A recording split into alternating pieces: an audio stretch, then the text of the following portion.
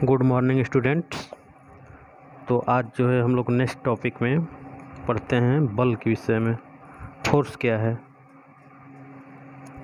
तो चलिए इस वीडियो में हम लोग डिस्कस करते हैं कि बल क्या है।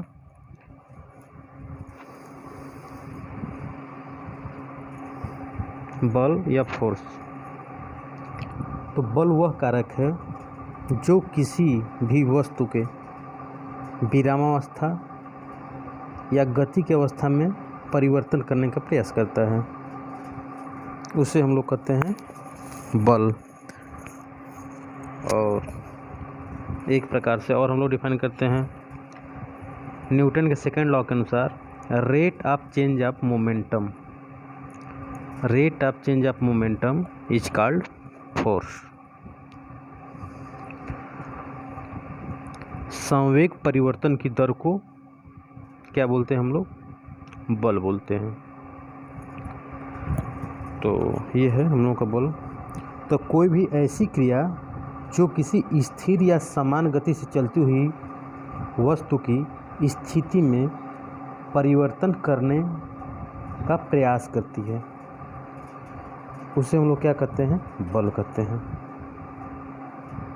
तो चलिए लिखते हैं डिफिनीशन। बल कोई भी ऐसी क्रिया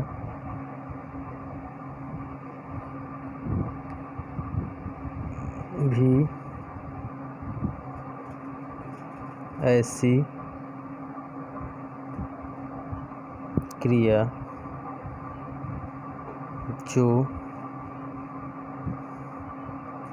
किसी वस्तु के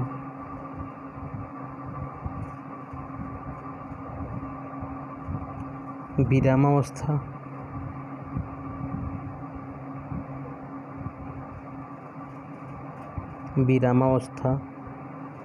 अथवा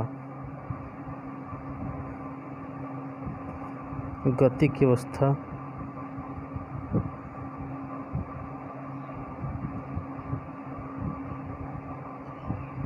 में परिवर्तन करने का प्रयास करें,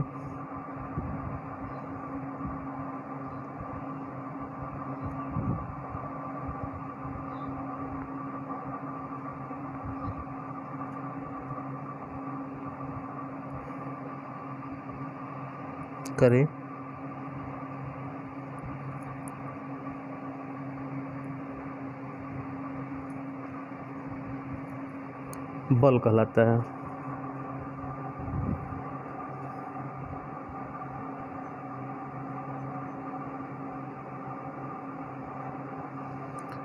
जैसे किसी भी वस्तु को धकेलना, खींचना, उठाना, ये सब जो है क्रियाएं बल के कारण ही संभव हो पाती हैं।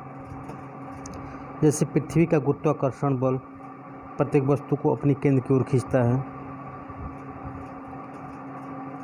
यह बल जो है क्या कहलाता है? वस्तु का भार कहलाता है।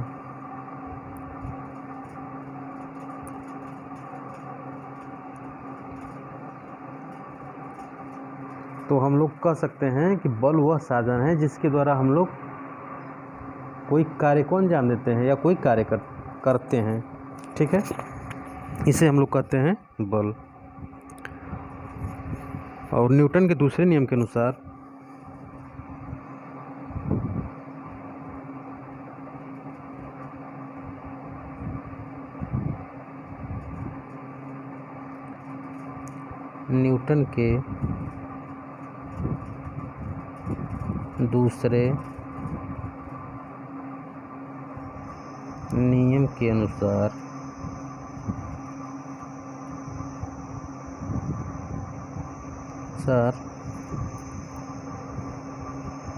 संवेग परिवर्तन की दर को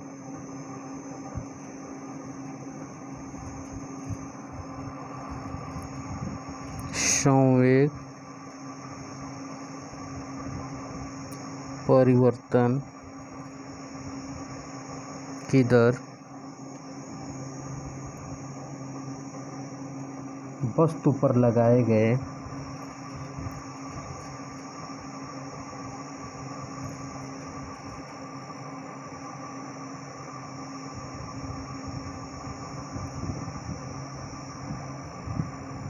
लगाए गए बल के समानुपाती होती है। बल के समानुपाती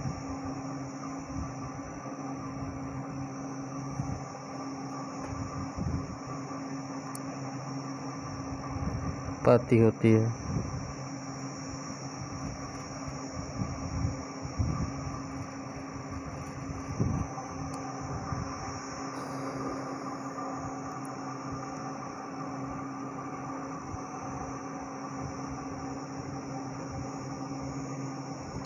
अतः हम कह सकते हैं कि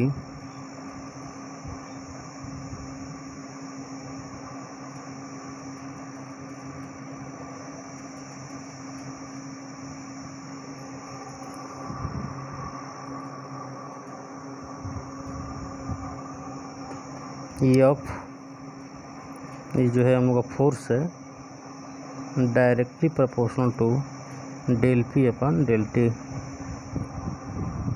पर संवेग परिवर्तन की दर को हम लोग del p by del t से रिप्रेजेंट करते हैं। तो F हम लोगों का हो जाएगा प्रोपोर्शनैलिटी कांस्टेंट हटाने के बाद के हम लोग कांस्टेंट लगा देते हैं del p upon del t. ठीक,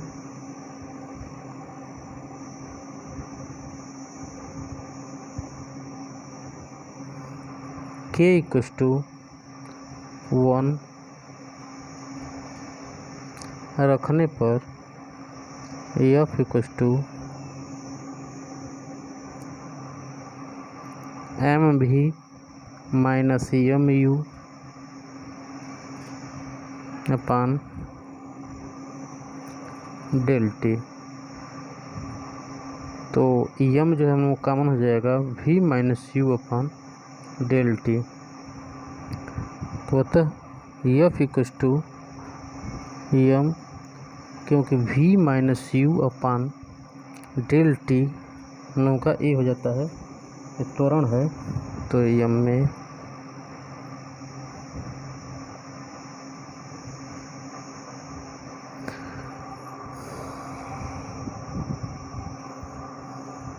वेग परिवर्तन की दर को क्या बोलते हैं हम लोग? त्वरण बोलते हैं। तो v minus u upon del t हो जाएगा हम लोगों का ए। तो यहाँ पर यम जो है द्रव्यमान है तथा ये हम लोगों का क्या है? त्वरण है।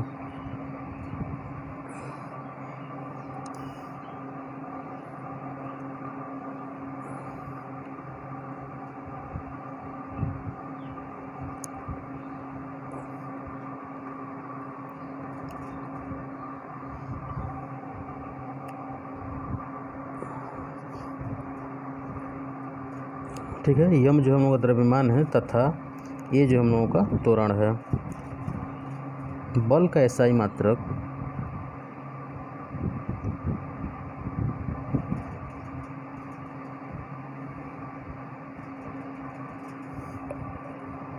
kg मीटर स्क्वायर पर सेकेंड या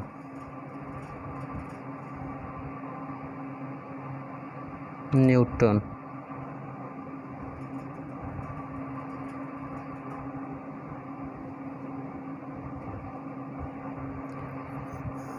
तथा बल का सीजीएस मात्रक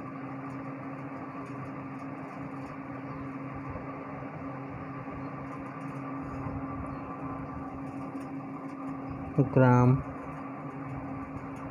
सेमी स्क्वायर पर सेकेंड और डाइन होता है।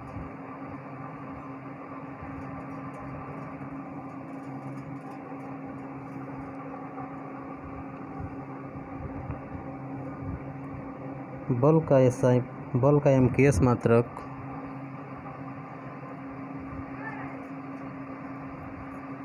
एमकेएस मात्रक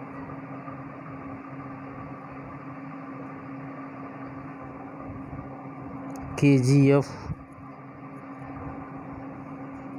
और kg वेट।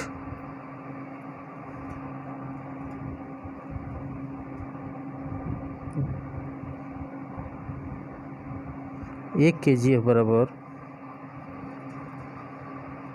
9.81 न्यूटन।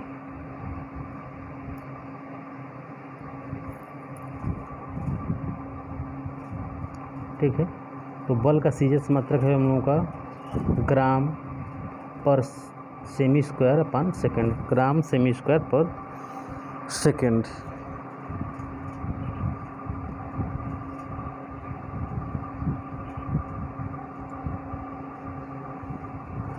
और एक kgf बराबर होता है हम लोगों का 9.81 न्यूटन। अब हम लोग बल की एसआई मात्रक तथा सीजीएस मात्रक के मध्य संबंध स्थापित करते हैं। तो नेक्स्ट हम लोगों का बल के एसआई मात्रक तथा सीजीएस मात्रक के बीच संबंध। तो 1 newton equals to 1 kg metre per second square. तो 1 kg जो है हम लोगों का 1000 ग्राम के बराबर होता है। तो मीटर जो है हम लोगों का सेंटीमीटर के बराबर होता है। 1 मीटर में 100 सेंटीमीटर अपन सेकेंड हम लोगों का सेकेंड स्क्वायर होता है। तो ये हम लोगों का आ जाता है 10⁵ डाइन या फिर ग्राम पर सेकेंड स्क्वायर।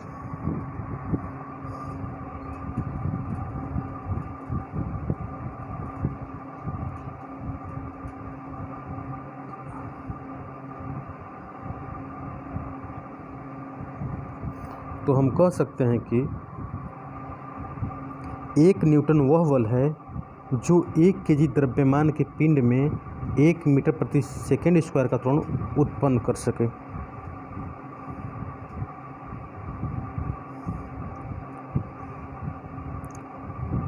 और 1 डाइन वह बल है जो 1 ग्राम द्रव्यमान के पिंड में 1 सेमी पर सेकेंड स्क्वायर का त्वरण उत्पन्न कर सके।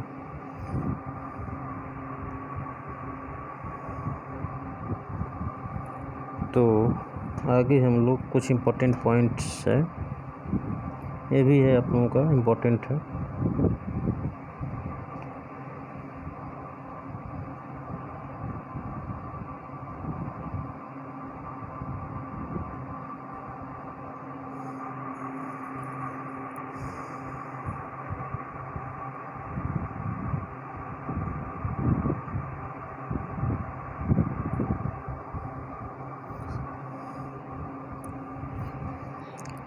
तो 1 न्यूटन वह बल है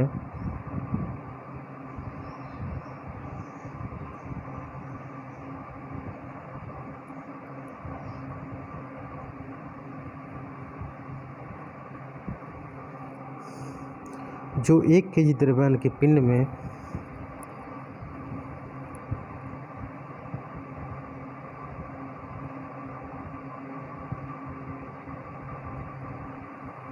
द्रव्यमान के पिंड में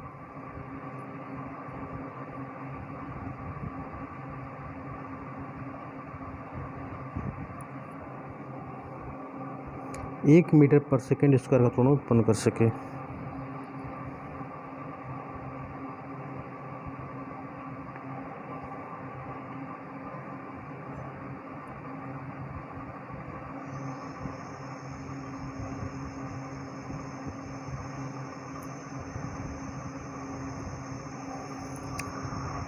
ठीक है,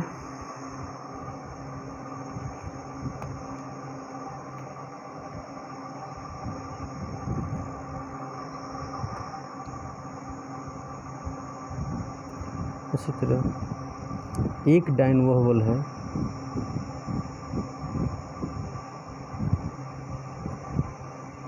एक डाइन वह बल है जो 1 ग्राम द्रव्यमान के पिंड में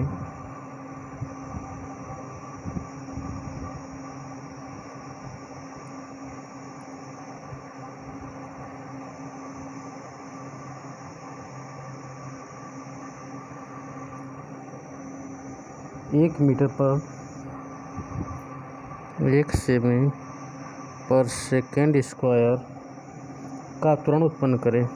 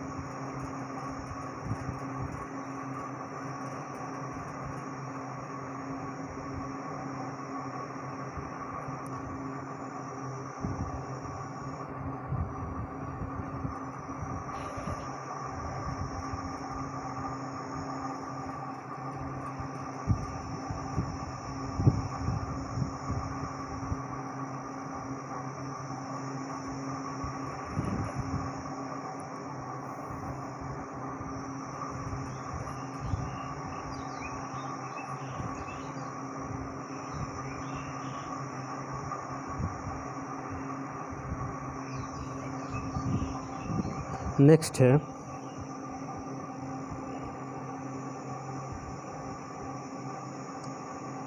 बल के लक्षण। अगला टॉपिक हम लोगों का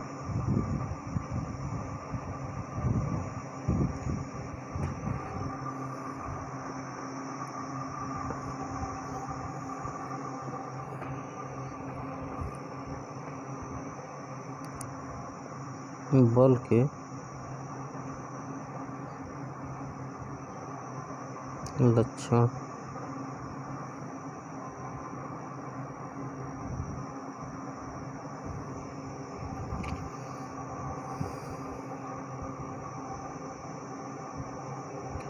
बल के पूर्ण प्रदर्शन के लिए निम्न बातों का ज्ञान अनिवार्य है। ठीक है, कौन सी वो बातें हैं? बल का परिमाण, बल की दिशा, बल की क्रिया बिंदु तथा बल की क्रिया रेखा। ठीक है, बल की दिशा से तात्पर्य है कि हम लोग बल जो है दाएं लगा रहे हैं, बाएं लगा रहे हैं, ऊपर लगा रहे हैं या नीचे लगा रहे हैं। बल का क्रिया बिंदु वस्तु का वह स्थान है जहां पर बल लगता है। बल की क्रिया रेखा बल की दिशा में एक सररेखा है जो बल की क्रिया बिंदु से गुजरती है। ये हैं बल के लक्षण। जैसे है हम लोगों का परिणाम, बल का परिमाण, कितने न्यूटन का बल लग रहा है। सेकेंड है हम लोगों का बल की दिशा, बल की दिशा, बल हम लोग ऊपर लगा रहे हैं, नीचे लगा रहे हैं, दाएं या बाएं लगा रहे हैं। बल का क्रिया बिंदु, थर्ड है हम लोगों का क्रिया बिंदु।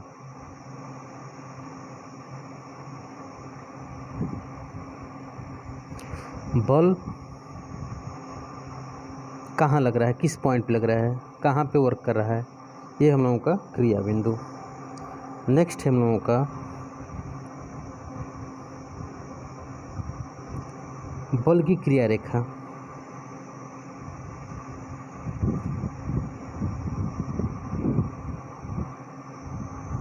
बल की क्रिया रेखा, बल जिस बिंदु पर कार्य करता है उसी पॉइंट से एक सीधी रेखा गुजरती है, सरल रेखा गुजरती है, वो होती है हम लोगों की बल की क्रिया रेखा। ठीक है, तो ये है बल के कुछ लक्षण। आगे हम लोग बढ़ते हैं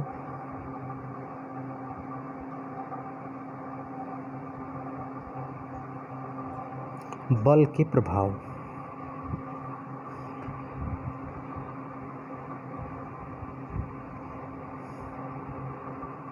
अगला हम लोग टॉपिक है बल के प्रभाव।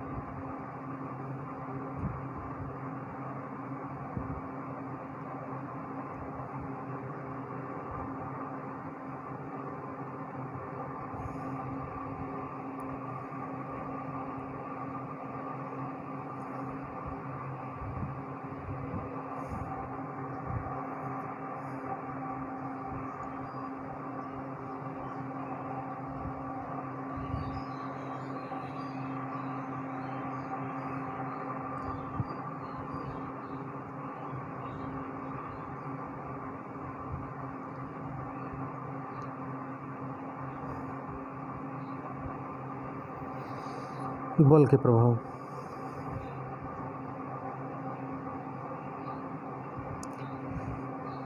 तो बल का क्या प्रभाव होता है? जैसे कोई पिंड विरामावस्था में हो और उस पर कोई बल लगाया जाता है तो क्या होता है, वह जो है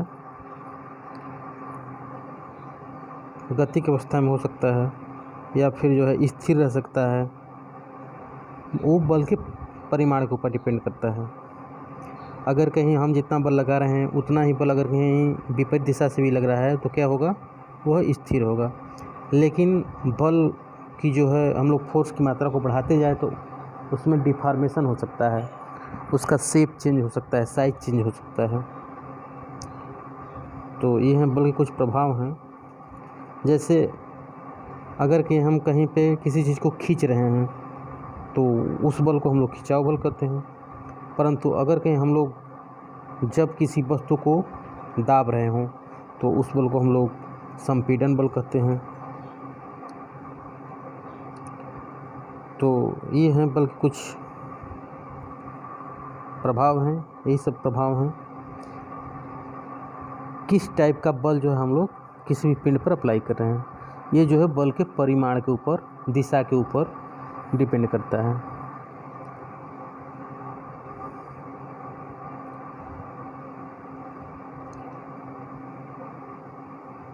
तो चलिए बल के प्रभाव के विषय में हम लोग अध्ययन करते हैं।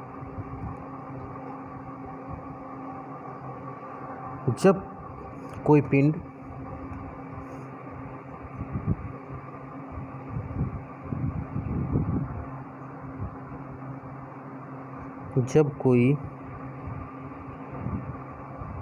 पिंड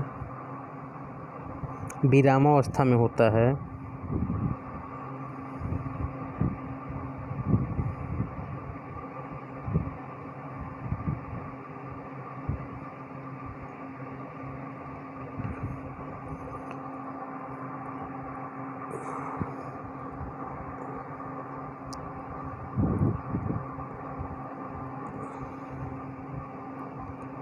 और उस पर बल लगाया जाता है तो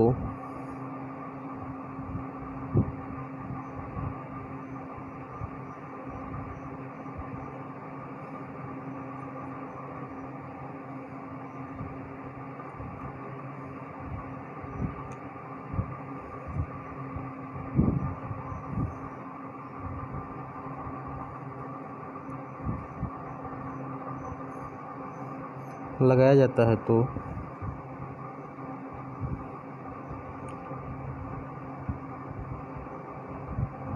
बल के कारण वह पिंड गतिशील हो सकता है।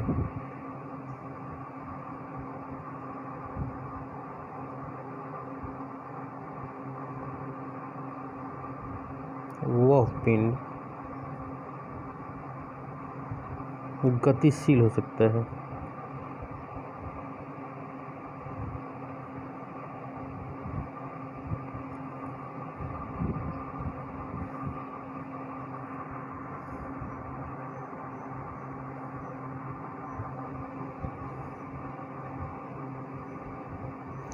यदि उतना ही बल विपरीत दिशा से लग रहा हो तो वह स्थिर हो सकता है। लेकिन बल की मात्रा बढ़ाई जाए जो उसे सहने योग्य न हो तो डिफॉर्म हो सकता है, उसका शेप साइज चेंज हो सकता है। यदि बल जो है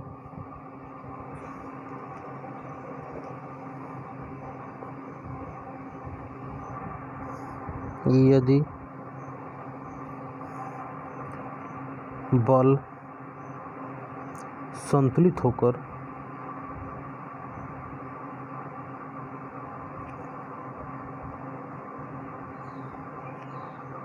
खींचता है,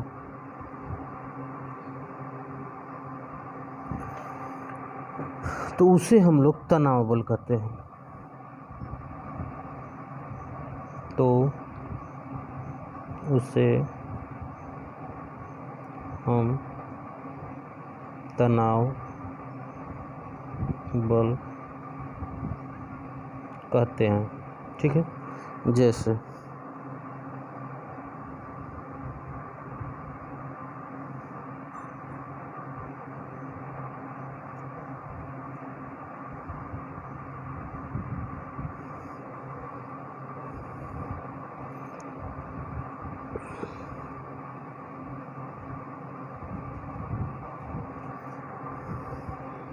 जब बल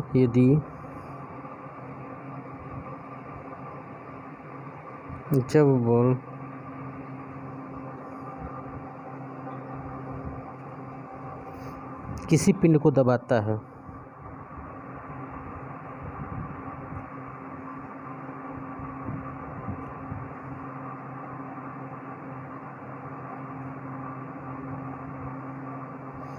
तो उसे हम संपीड़न बल कहते हैं।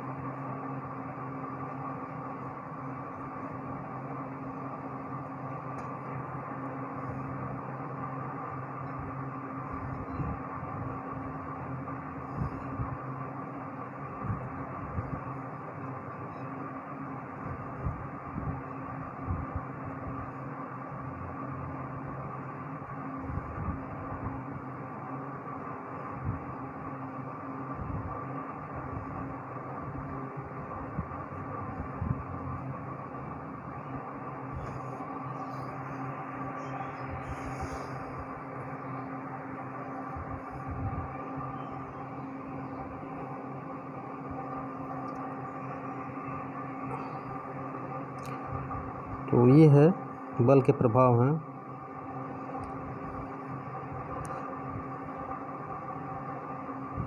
ठीक है, नेक्स्ट हम लोगों का है बल की भौतिक स्वतंत्रता का सिद्धांत।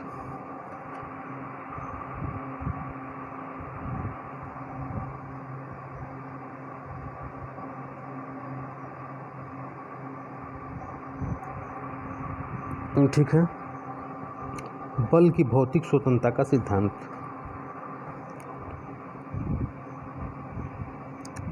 बल की भौतिक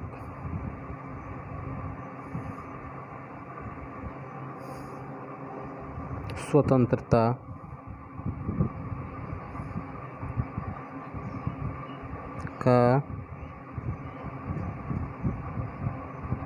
सिद्धांत।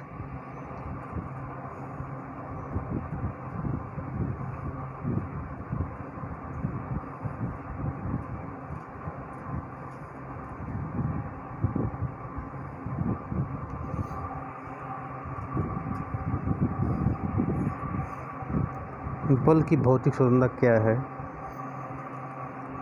इसके विषय में हम लोग डिस्कस करते हैं।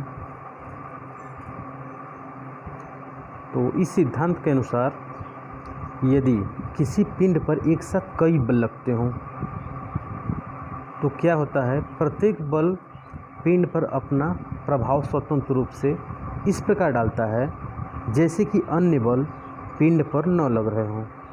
अर्थात प्रत्येक बल का पिंड पर प्रभाव अन्य बल पर आश्रित नहीं होता है। अर्थात हम ये कह सकते हैं कि बल किसी भौतिक माध्यम पर निर्भर नहीं करता है। अर्थात बिना किसी भौतिक माध्यम के भी बल लगाया जा सकता है। जैसे किसी पिंड को रस्सी या चैन या छड़ पर बांधकर खींचा जा सकता है। यह रस्सी, चैन या छड़ भौतिक माध्यम है, परंतु भौतिक माध्यम के बिना भी बल लगाए जा सकते हैं, जैसे आकर्षण या प्रतिकर्षण के बल तथा पृथ्वी का गुरुत्वाकर्षण बल। ठीक है, ये है हम लोगों का बल की भौतिक स्वतंत्रता का सिद्धांत।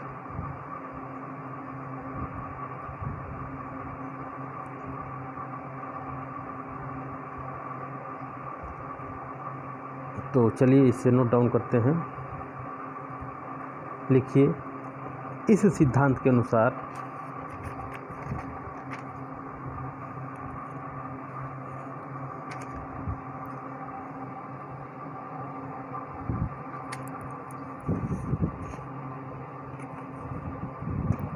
इस सिद्धांत के अनुसार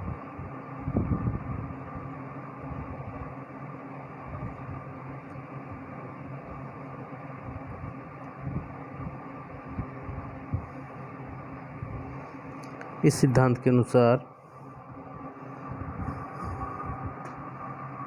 जब किसी पिंड पर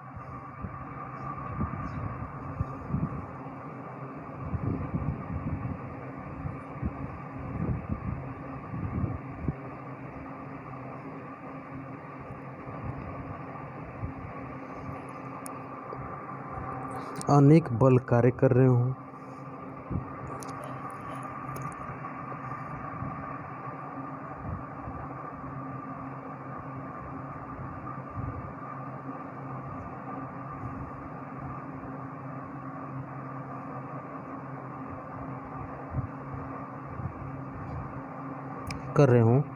तो प्रत्येक बल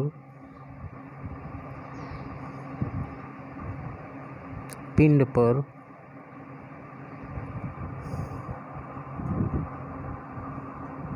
अपना स्वतंत्र प्रभाव स्थापित करता है।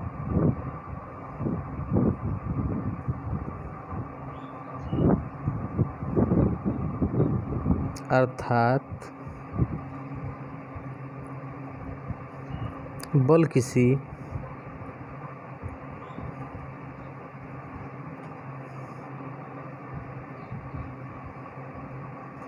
भौतिक माध्यम पर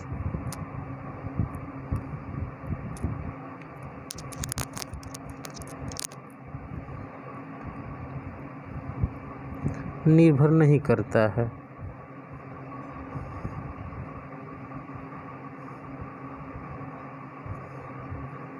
जैसे आकर्षण बल, प्रतिकर्षण बल,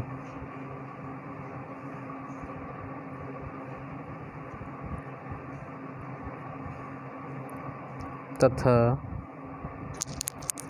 गुरुत्वाकर्षण बल।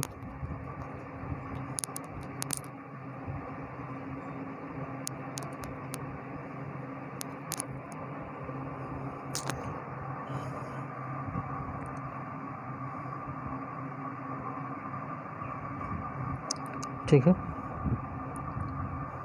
ये है बल की भौतिक स्वतंत्रता का सिद्धांत। ये जो हम लोगों का बल की भौतिक स्वतंत्रता का सिद्धांत है, अर्थात हम लोग कह सकते हैं कि प्रत्येक बल का किसी बल पे आश्रित नहीं होता है, उसका अपना स्वतंत्र स्थान होता है। तो न्यूटन की गति के नियम की अगर हम बात करते हैं तो न्यूटन की गति के 3 नियम। फर्स्ट हम लोगों का नियम है कि यदि कोई वस्तु विरामावस्था में है तो वह विरामावस्था में ही रहेगी। सेकंड है हम लोगों का, नहीं फर्स्ट ही है, यदि वस्तु गति की अवस्था में है तो गति की अवस्था में ही रहेगी जब तक कि उस पर कोई बाह्य बल स्थापित न किया जाए। सेकंड है हम लोगों का कि संवेग परिवर्तन की दर बल के समानुपाती होती है। और थर्ड हम लोगों का क्रिया प्रतिक्रिया का नियम। क्या है इसमें कि प्रत्येक क्रिया बराबर तथा विपरीत प्रतिक्रिया करती है। Every action have equal and opposite reaction. तो क्रिया रूप में लगने वाले बल को क्रिया बल तथा प्रतिक्रिया रूप में लगने वाले बल को प्रतिक्रिया बल कहते हैं। जैसे यदि हम किसी मेज को खिसका रहे हो तो उतना ही बल जो है हम लोगों की तरफ भी स्थानांतरित होता है। अब प्रतिक्रिया बल का उदाहरण, जैसे हम लोग किसी दीवार को धक्का दे रहे हैं तो उतना ही बल से जो है दीवार हमें जो है प्रतिक्रिया बल लगाती है, उतना ही बल से धक्का देती है।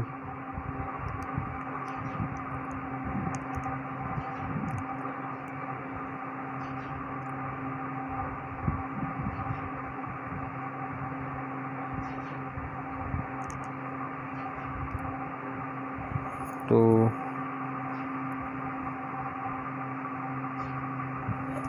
ये है हम लोगों का। तो न्यूटन की गति के नियम अगर कहीं लिखना चाहते हो आप लोग तो लिख सकते हैं। फर्स्ट है हम लोगों का कि यदि कोई वस्तु विरामावस्था में है तो वह विरामावस्था में ही रहेगी। यदि वह गति की अवस्था में है तो गति की ही अवस्था में रहेगी, जब तक कि उस पर कोई बाह्य बल अध्यारोपित न किया जाए। और सेकंड हम जो है आपसे डिस्कस कर दिए कि संवेग परिवर्तन की दर बल के समानुपाती होती है।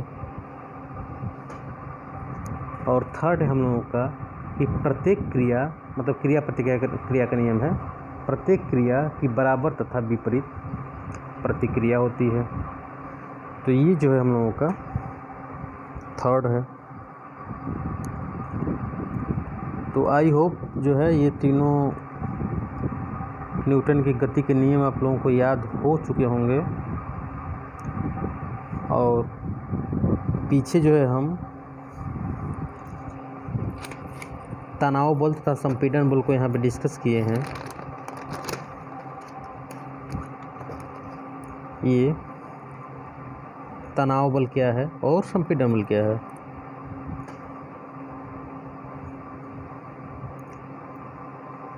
किसी पिंड पर या किसी मॉलिक्यूल पर विपरीत दिशा में दो बल एक्ट कर रहे हों, कार्य कर रहे हों, विपरीत दिशा में दो बल लग रहे हों, तो ऐसे बल को हम लोग तनाव बल कहते हैं। और संपीड़न बल की बात करें तो एक दूसरे के विपरीत डायरेक्शन में, एक दूसरे के फ्रंट आमने सामने जो बल लग रहे हों उससे हम लोग क्या बोलते हैं, संपीड़न बल होते हैं। जैसे किसी छड़ पर लगाया गया बल, जैसे हम कोई छड़ हो गई, कोई छड़ है, इस पे हम लोग जो बल अध्यारोपित कर रहे हैं ये है हम लोगों का संपीड़न बल। और ये बल की है क्रिया रेखा, ठीक है। ये हम लोगों का संपीड़न बल।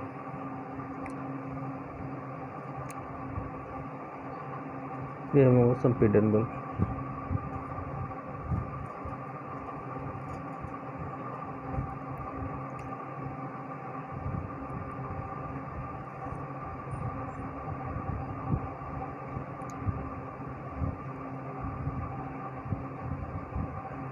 तो इस चैप्टर में जो है हम लोग क्या क्या पढ़े, इस चैप्टर में हम लोग पढ़े मैकेनिक्स क्या होती है।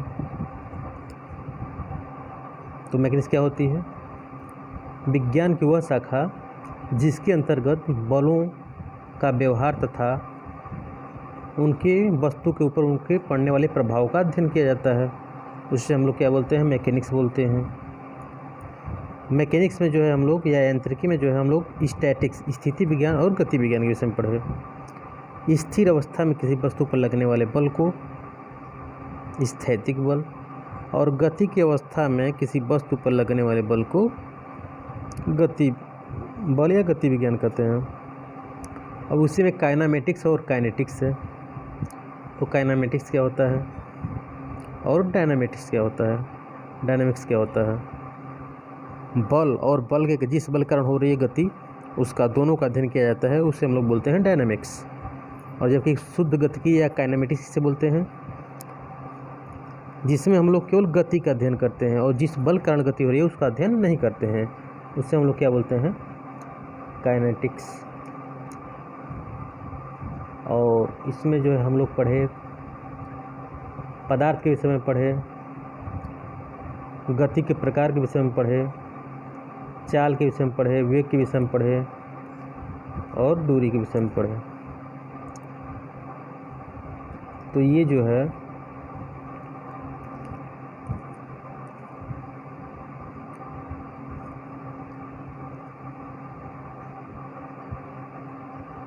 था हम लोगों का कुछ पॉइंट जो कि हम लोग पहले चैप्टर में डिस्कस कर चुके हैं।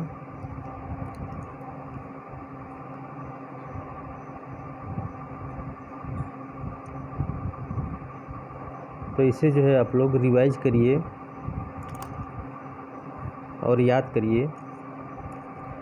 ये चैप्टर एंड हो चुका है। फर्स्ट चैप्टर आप लोगों का था जिसमें जितने प्रकार के बल लग रहे हैं उसके विषय हम लोग अध्ययन किए।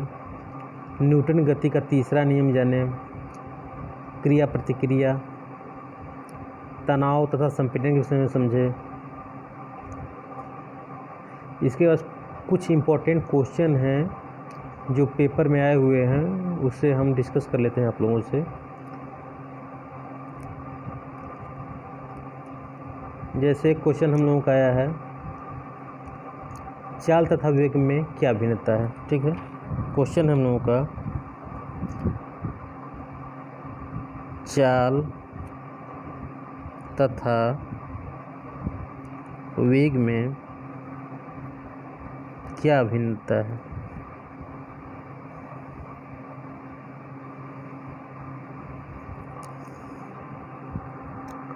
ये हम लोगों का। और सेकंड क्वेश्चन हम लोगों का, सदिश और अदिश किसे कहते हैं।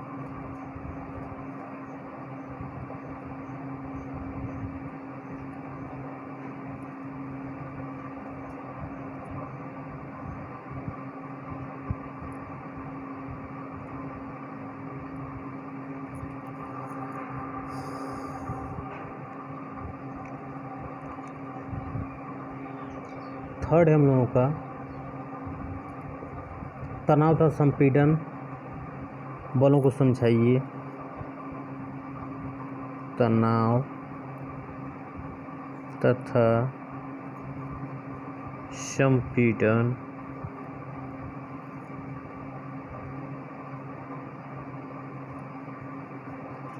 बलों को समझाइए।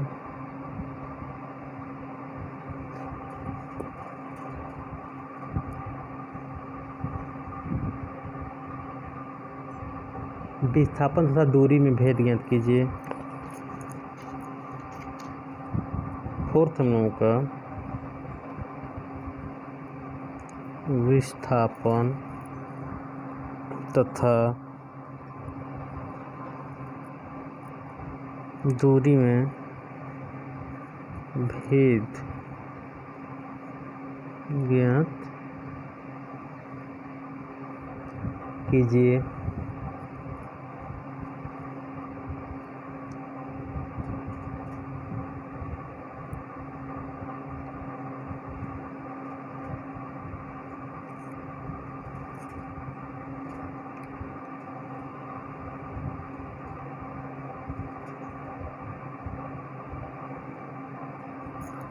और हम लोगों का, शुद्ध गतिकी किसे कहते हैं।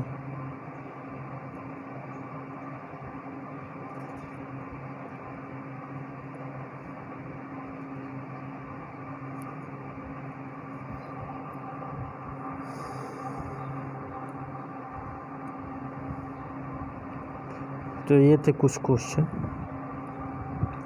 जिनको आप लोगों को याद करना चाहिए। और cross product of the vectors, unit vectors, ये आप लोगों को याद होने चाहिए। क्रॉस प्रोडक्ट क्या आएगा।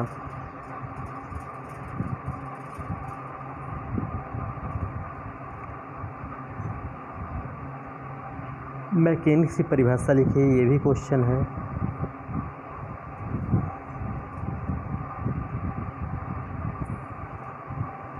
इकाई वेक्टर क्या होता है?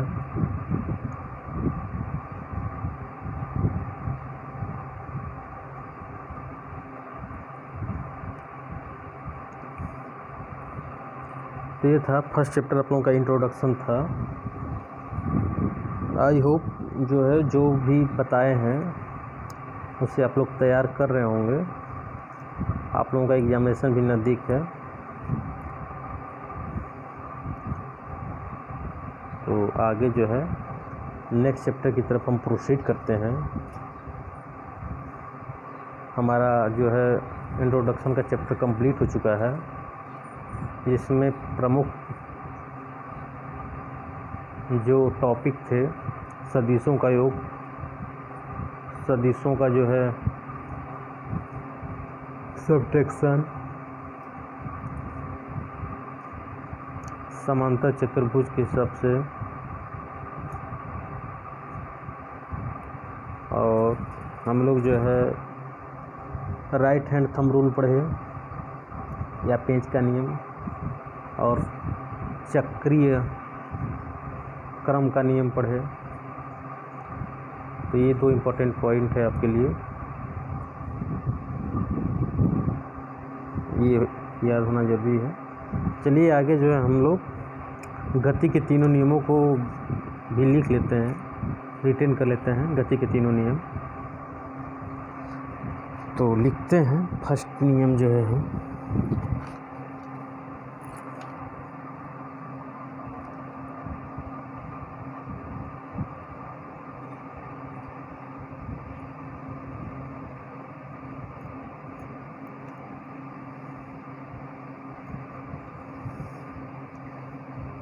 न्यूटन के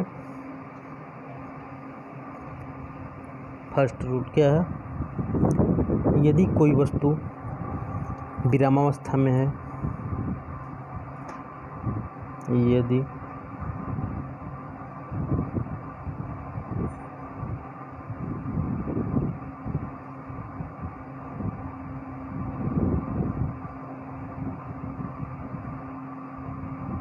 तो विरामावस्था में रहेगी।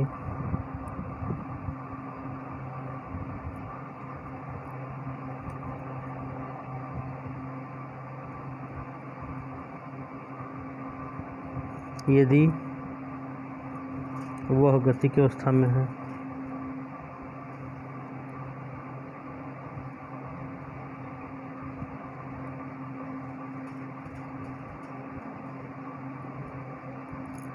तो गति की अवस्था में रहेगी।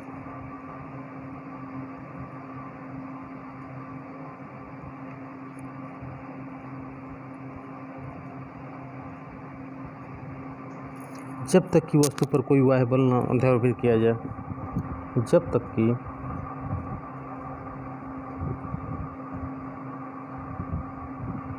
वस्तु पर कोई बाह्य बल न लगाया जाए। सेकेंड है हम लोगों का rate of change of momentum is called force. संवेग परिवर्तन की दर को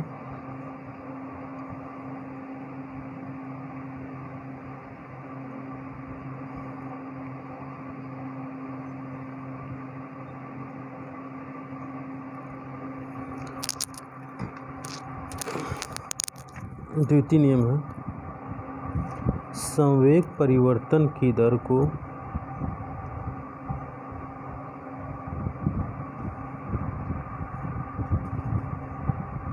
बल कहते हैं।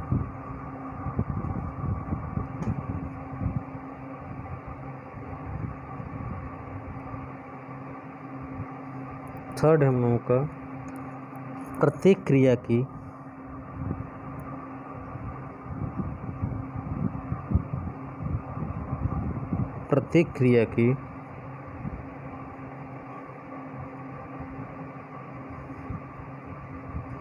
बराबर तथा विपरीत प्रतिक्रिया होती है।